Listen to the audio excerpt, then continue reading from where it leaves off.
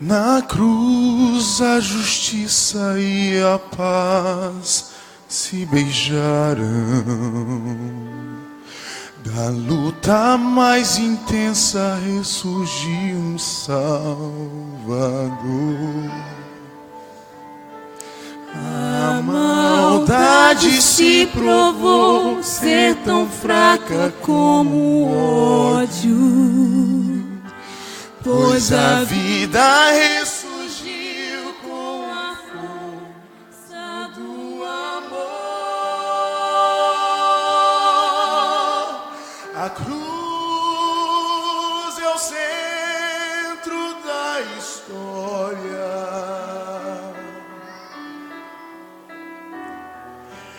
É o ponto de partida.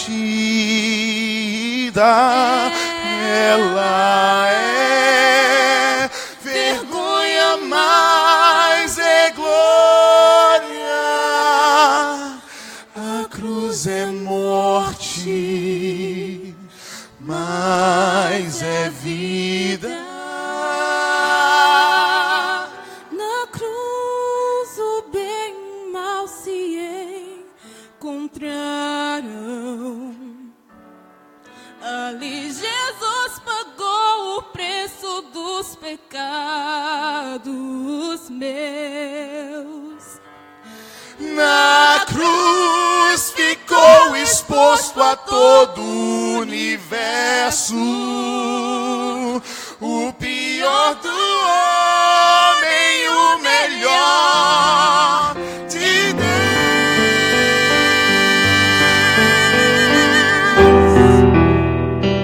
Quem tu adoras nesta vida determina quem tu és.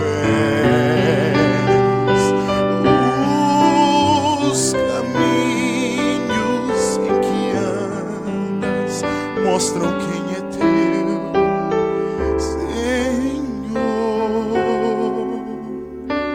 Toma tua cruz e alicerça tua fé. É na fraqueza e dependência que brota o amor. A Cruz é o centro da história. É o ponto de partida.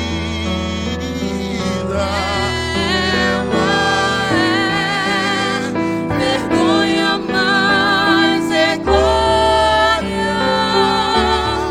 A cruz é morte, mas é vida.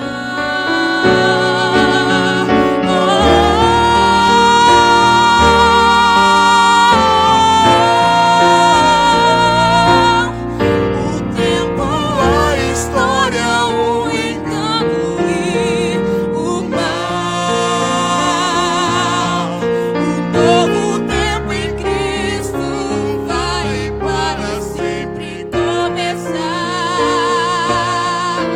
E então seremos livres, não mais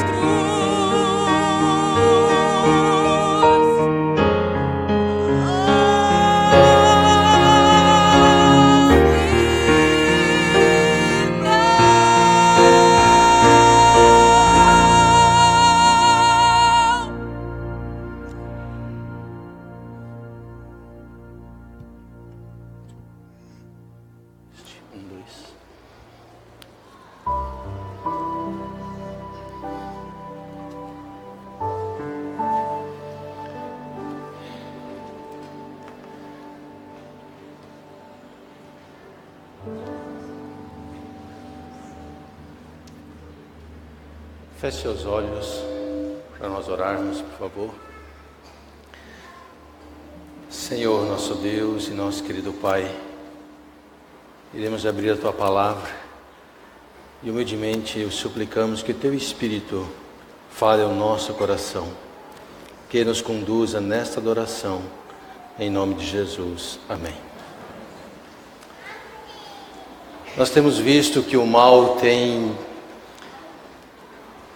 norteado este mundo, tem se alastrado assustadoramente pelo mundo, e para onde olhamos nós podemos ver o rastro que ele tem deixado. As consequências disso são intrigas, divisões, brigas, separações, guerras e assim por diante.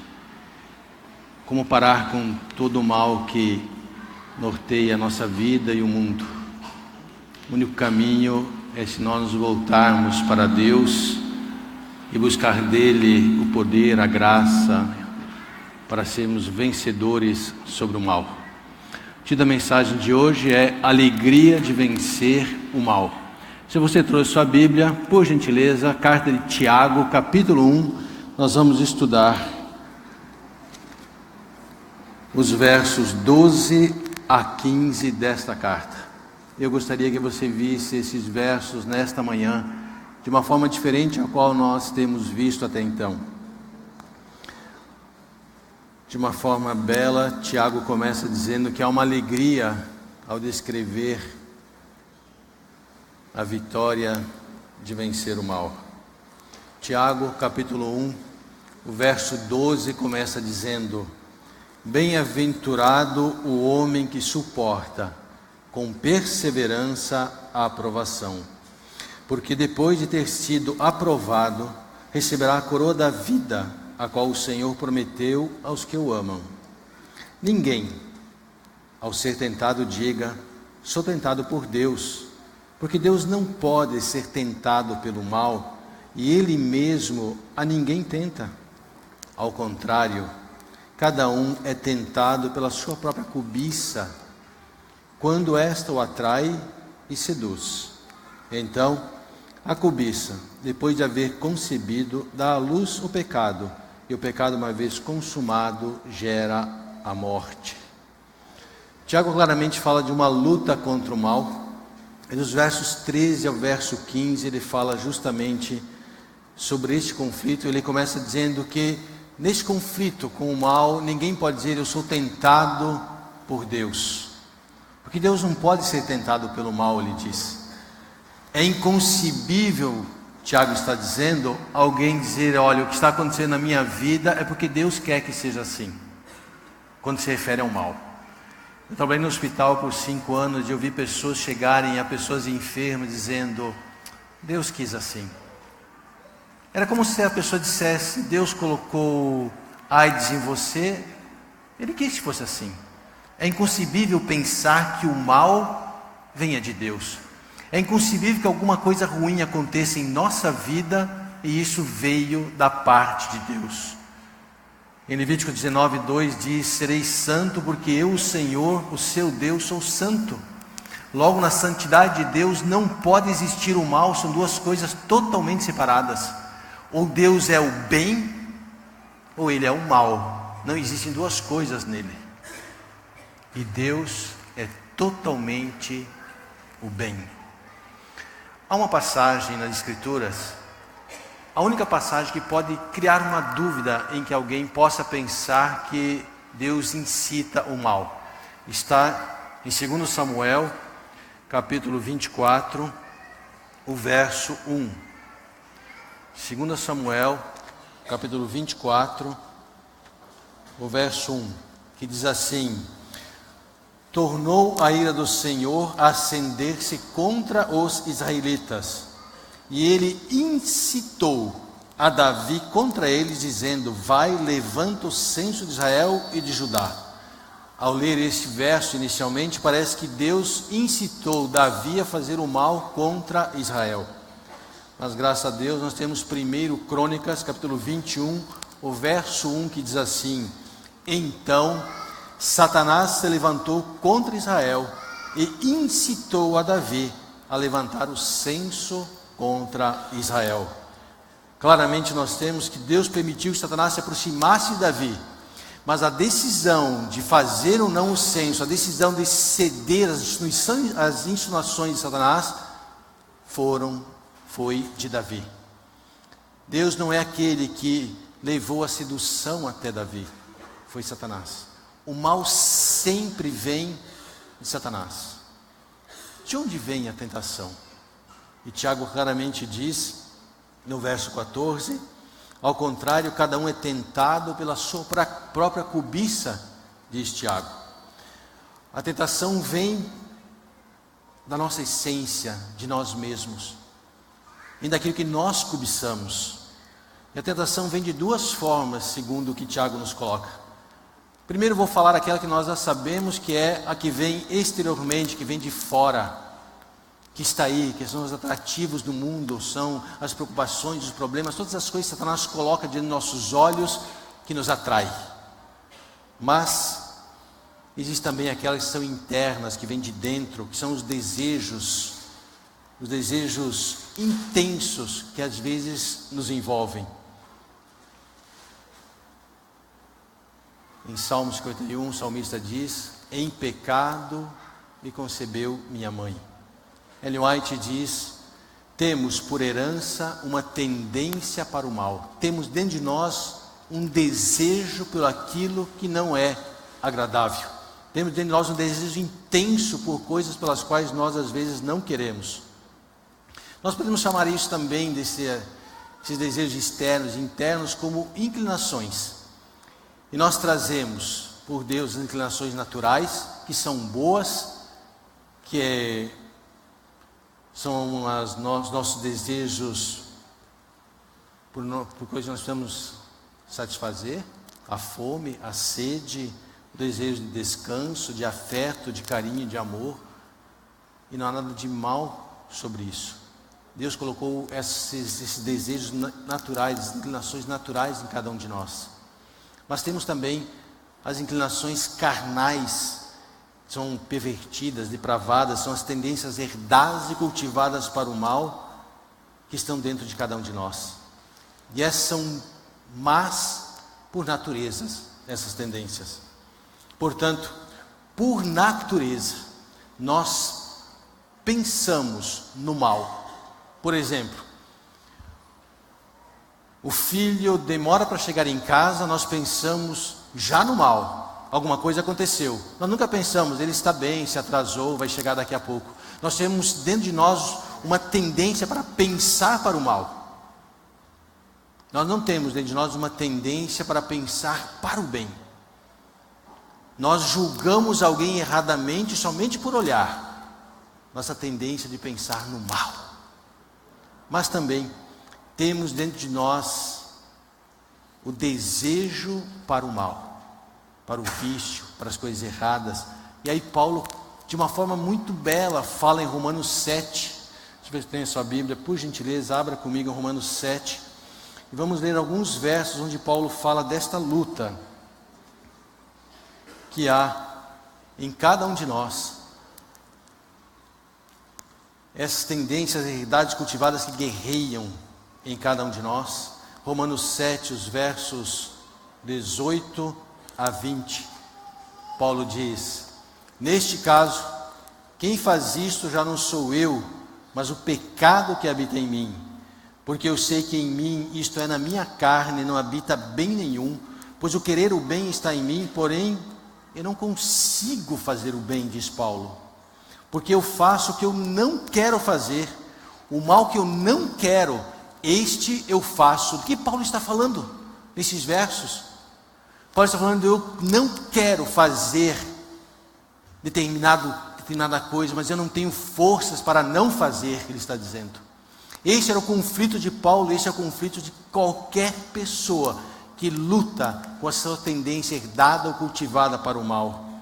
Há alguma coisa que nos puxa a tentação, e não é Deus, não é o diabo, são os nossos desejos internos que estão lá, que ainda permeiam, ainda lutam, ainda permeiam a nossa natureza.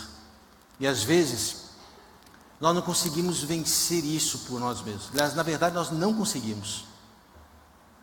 É algo que nos domina e tem uma força tão grande dentro de nós.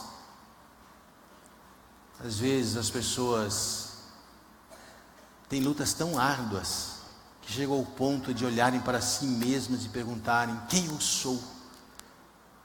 Por que ajo como ajo? Por que perco a paciência? Por que me entrego a algo que depois me deprime tanto? E Tiago vai definir isso dizendo que essa tentação, esse desejo, ele é consumado e depois nos gera a morte. E a pergunta então vem: diante deste conflito enorme, de onde vem a alegria de vencer o mal? Se há esse conflito, e deve haver, ele existe, e alguns mais, outros menos. Há pessoas que lutam com algum vício, outros lutam com outros. Cada um sabe qual é a sua luta. A verdade é que às vezes a luta é tão árdua que nós nos sentimos tão fragilizados que às vezes nós não nos damos mais valor e achamos que não somos mais merecedores de compaixão, de amor, de bondade. Às vezes nos arrastamos no chão procurando vencer e parece que não conseguimos. Às vezes podemos chegar ao ponto de pensar que não vamos vencer. Chegamos ao ponto de querer nos entregarmos e pensarmos que não haverá mudança. De onde vem a alegria de vencer? Paulo, ao relatar esta luta tremenda que cada cristão passa, essa luta de lutar com uma tendência herdada e cultivada para o mal, com essa tendência de fazer alguma coisa que ninguém veja, só você vê, que ninguém sabe, só você sabe, e que você chora diante de Deus, que você clama para mudar e não consegue, onde você é levado a olhar para os lados, onde se coloca diante de Deus, quase que entregando-se e pensando que não há mais mudança. De onde vem a vitória? De onde vem a alegria de vencer?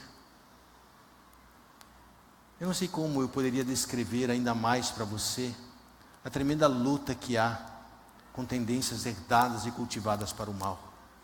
Eu não sei qual é a sua luta, mas eu sei perfeitamente o que é lutar com um hábito, com uma tendência, a qual nos faz olhar, às vezes, nos acharmos a pior espécie da face da terra, que nos leva às vezes a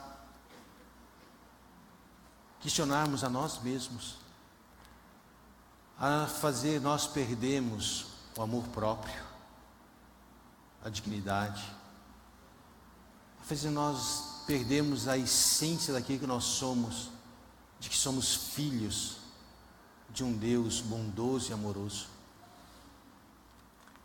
de acharmos que o amor dele é para os outros e não para nós, de acharmos que não vamos conseguir.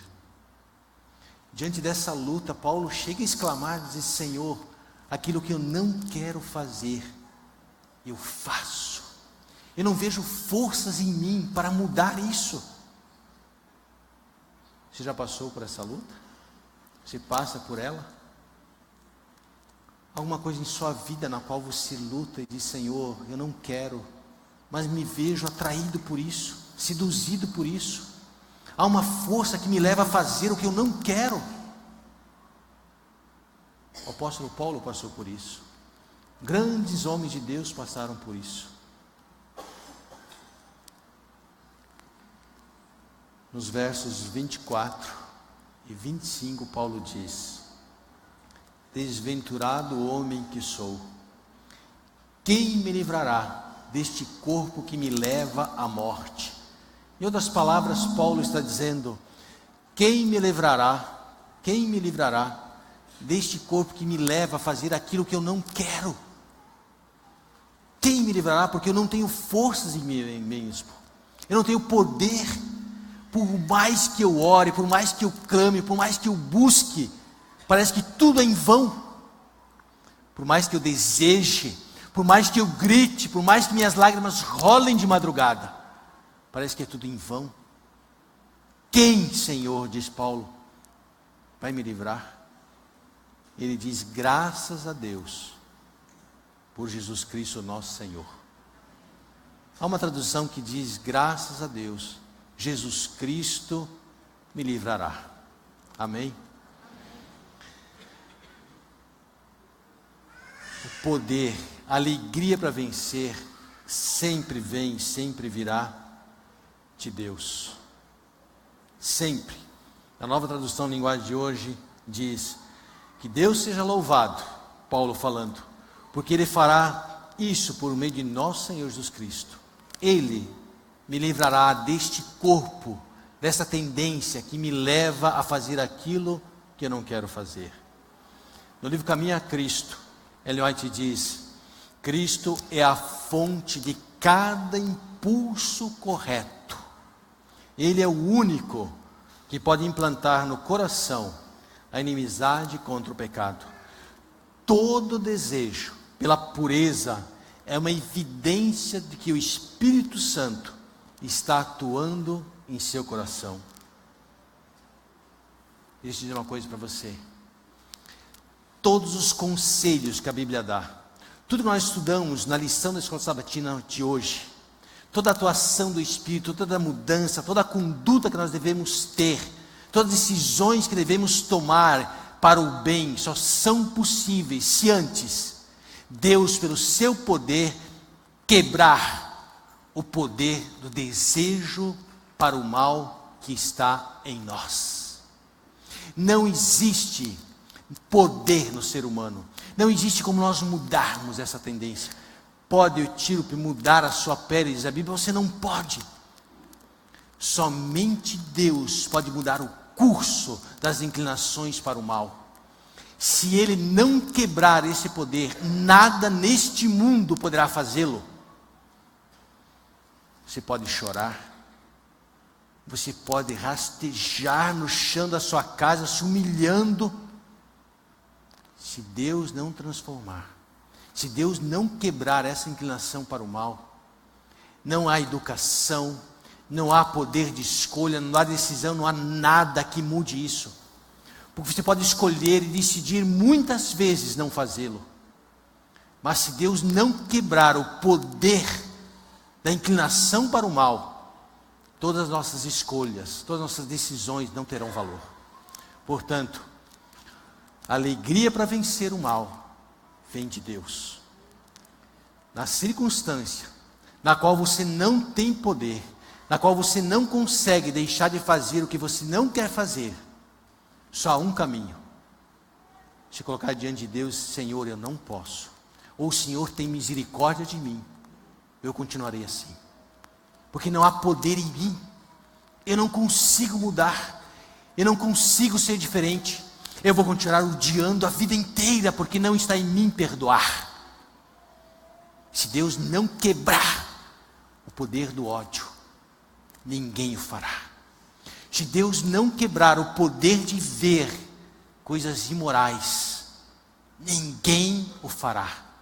Você pode clamar a Deus, você pode chorar diante deles, pode fazer quantas orações você quiser. Se Deus não inicialmente, se Deus não quebrar essa inclinação para o mal, nós iremos continuar na nossa vida cristã chorando, clamando, achando que não há alegria na vida cristã, e vivendo cabisbaixos, e cada vez mais tristes, e com menos esperança.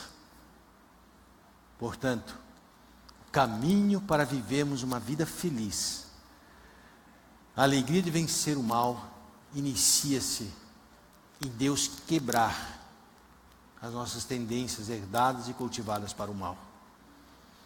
Eu falei para vocês que antes de eu me converter, eu odiava tanto meu pai, que eu pensava em matá-lo. Eu falava com meus irmãos de comprar uma arma para tirar a vida do meu pai, tamanho era o ódio. E eu não tinha como mudar isso. Muito pelo contrário, cada vez isso crescia mais, até o dia que encontrei Jesus. Sabe o que Ele fez para transformar o ódio em amor? Apenas isso. Em um segundo, todo o ódio foi embora. Me ouça, isso acontece com as inclinações herdadas e cultivadas para o mal. Não importa o vício que você tenha, não importa a tendência que você carregue, quando Deus quebrar, será assim. De repente, sumiu. O desejo, a vontade intensa que você tinha de fazer algo que você não queria, some da sua vida. Você passa a ser outra pessoa, você nasce novamente. E antes, você que chorava, você vai chorar de alegria por Deus ter libertado você de algo que lhe prendia e que você não tinha forças para mudar. Depois disso, aí sim, depois de Deus quebrar essa inclinação, aí tudo vai mudar na sua vida. Ellen White diz: Cristo deu seu Espírito como um poder divino para vencer toda tendência herdada e cultivada para o mal e gravar em você aquele caráter puro, santo, livre do mal em cada um de nós. Somente Deus pode libertar você para que depois você tenha o poder de escolha. Depois que Deus liberta você, Ele devolve a você o poder de você escolher.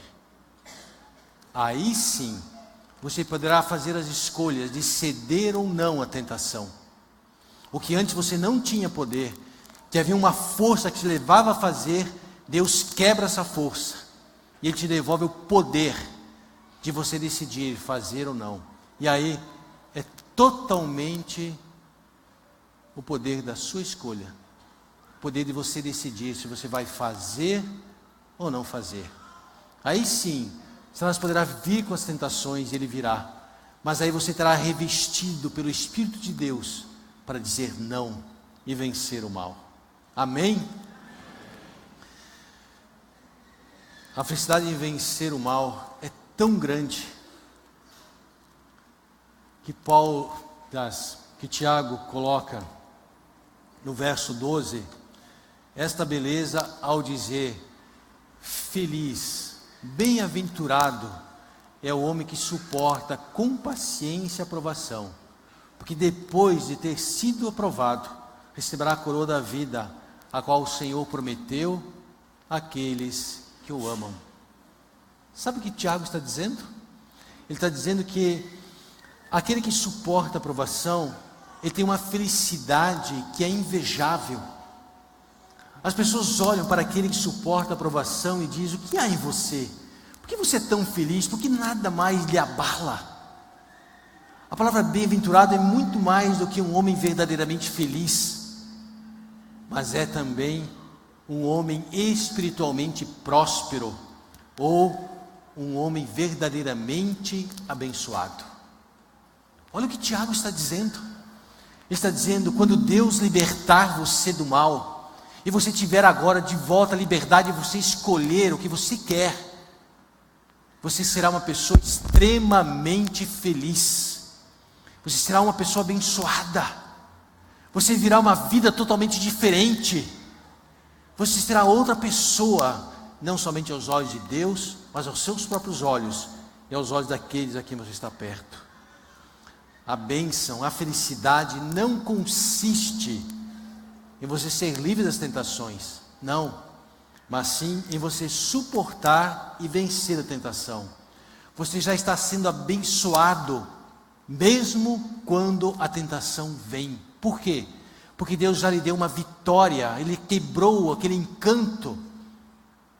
E agora, dentro da provação, você é um homem abençoado, porque em meio à provação você escolhe estar ao lado daquilo que Deus quer. Há uma vitória constante. E você suporta isso, porque há uma expectativa de esperança em meio à provação.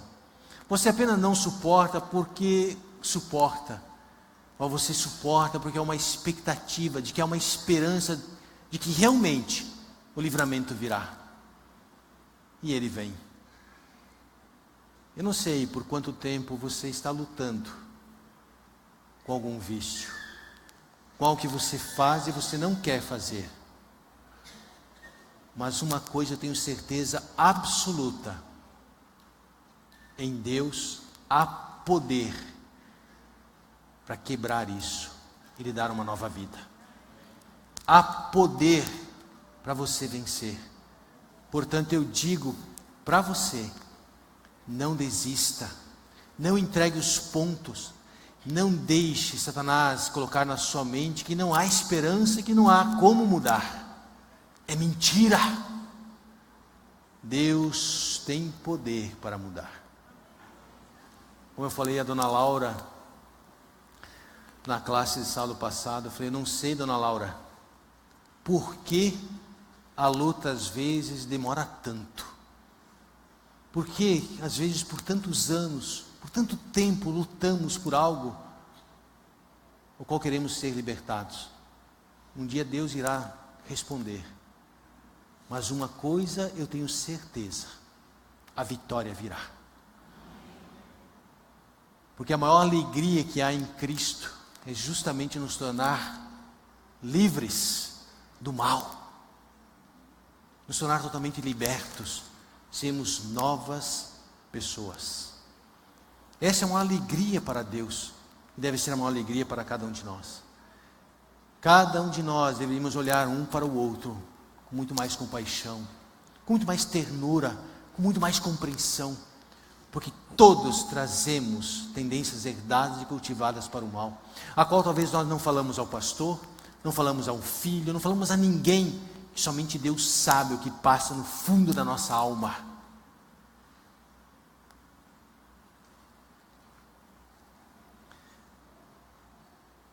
Essa felicidade,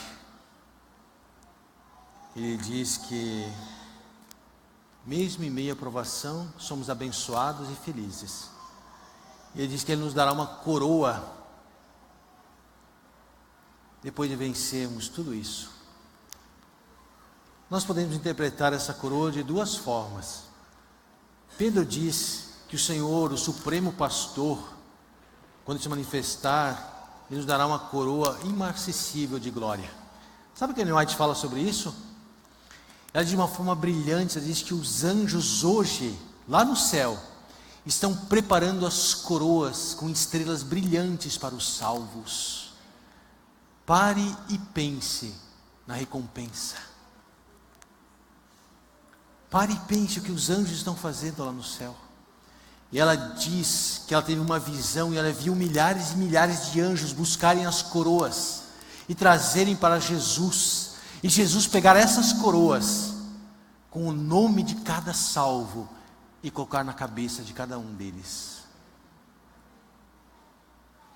Yuri, coloca para mim aquela imagem, por favor. Nós temos que ter um motivo que nos leva a hábitos, a rotina para uma recompensa. Essa é uma das fórmulas mais poderosas, depois de sermos libertos por Deus, de vencermos. Pensarmos na recompensa. Há uma coroa da vida, diz Tiago, que está preparada para recebermos. Se nós temos um motivo, nós temos uma razão para vencermos, antes de irmos para o hábito, para a rotina, pensemos na recompensa. Se eu tenho algo para vencer, e se eu vencer eu vou receber isso, certamente eu criarei uma rotina para isso. Vou exemplificar. Vamos imaginar que você queira emagrecer, mas para você é ruim fazer exercício. O seu objetivo é emagrecer, certo? Ter mais saúde. Mas criar o hábito de levantar, colocar tênis, correr, eu não vou criar esse hábito. Pense na recompensa. Quando você pensar na recompensa, é mais fácil você criar o hábito. Poxa, se eu começar a caminhar, se eu começar a fazer exercícios, a recompensa que eu terei mais saúde, ficarei mais alegre, mais feliz, vou emagrecer. Agora eu vou criar o hábito, colocar o tênis ao lado da cama, com a roupa, levantar e vestir, calçar e sair, será fácil, porque você está pensando na recompensa. Por que Tiago, Pedro, Paulo e tantos falam para nós pensarmos na recompensa? E Ellen White diz que não há nada de errado em você pensar nas mansões celestiais, e você pensar nas ruas de ouro, e você pensar na coroa. Ela diz que não há nada de errado nisso. Devemos sim pensar na recompensa. Mas Tiago diz que a recompensa que nós recebemos em vencer o mal é a coroa da vida. Sabe o que ele está dizendo? Sabe o que Deus quer dar para você? Não somente esta coroa que está sendo preparada pelos anjos, mas Ele quer dar para você uma vida nova. É isso que Ele está dizendo. Uma vida liberta do mal.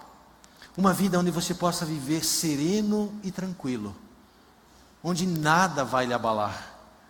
E se você olhar, ele termina dizendo que a felicidade está em amar o Senhor Jesus. Felizes são aqueles que suportam a provação, porque depois de provados receberão a coroa da vida eterna, aqueles que amam o Senhor. O que é ser espiritual para você? Ou, em outras palavras, o que é realmente amar a Deus? Um ser espiritual é aquele que percebe, Furtado, Deus, quando Ele está ao telefone, quando Ele está indo para o seu trabalho, quando Ele está em casa, quando Ele está aqui na igreja, Ele percebe que Deus está aqui ao seu lado. Por onde Ele for, onde Ele estiver, Ele percebe que Deus está lá. Ser espiritual é a sua maneira de viver com Deus. Saber que Ele sempre está com você. Quanto mais consciente você for da presença de Deus, sentirá muito maior a sensação de paz, terá um sentimento muito mais forte de segurança. Portanto, quando você se sentir aborrecido com qualquer coisa, vá e permaneça na presença de Deus, e você sentirá que a presença dEle por si só trará paz a você.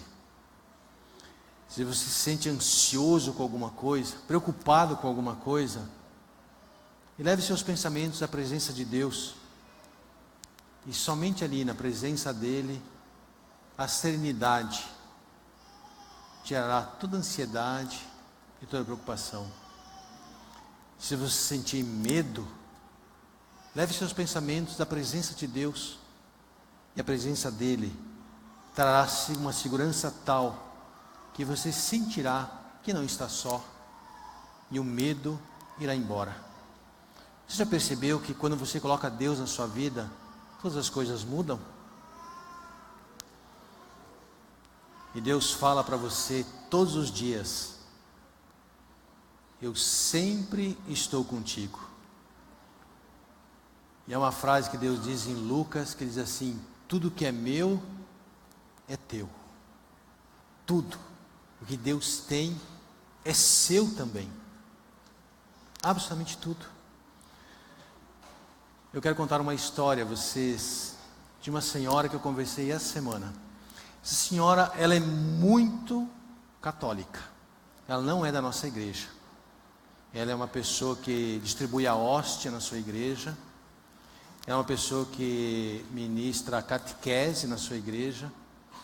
E ela disse para mim o seguinte: pastor, eu não sou da sua igreja, mas o lugar mais feliz para mim é a minha igreja. Quando eu vou à minha igreja, ela disse, eu não fico preocupada em ir embora. Eu perco a fome ao estar na minha igreja. Eu perco o cansaço ao estar na minha igreja. E ela disse, mas esses dias eu fui à minha igreja à noite ajudar o padre, e alguém me ligou, dizendo assim, olha, à noite nós queremos ir à sua casa, eu e um outro homem, queremos apresentar alguma coisa para a senhora. E ela ficou preocupada e com medo, porque ela mora sozinha, ela já é uma senhora de idade. Ela pensou, quem é essa senhora que era à minha casa com um homem para me apresentar alguma coisa? E ela começou a ficar com medo. Então ela disse, mas por que eu estou com medo? Se Deus é meu pai, se Ele sempre cuidou de mim, por que eu estou com medo? E ela então disse que entrou na igreja, olhou para o crucifixo, Jesus na cruz, e disse: Jesus, Tu és tudo que eu tenho, tira de mim o medo, não me deixe só, vá comigo. Num instante, o medo foi embora, e essa senhora foi para casa cantando. Chegou em casa, aquela mulher que ligou e aquele homem foram à casa dela, queriam vender colchões, ela falou que não precisava, e dormiu em paz. Se percebe, quando você coloca Deus, os medos, as preocupações vão embora. Essa senhora é minha mãe, Dona Inelmas. Eu chorei ela me contar isso. Que lindo.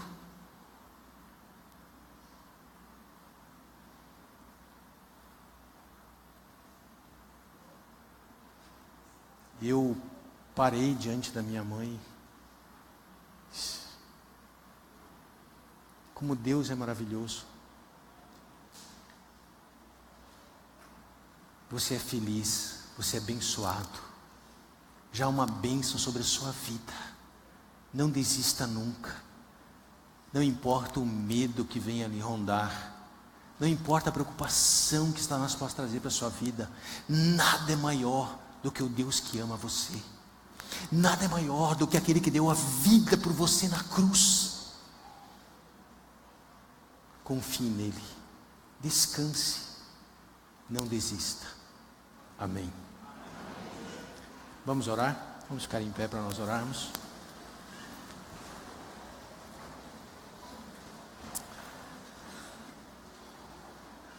Antes de eu orar, eu queria fazer um pedido a vocês. No final, o grupo de louvor sempre canta uma música.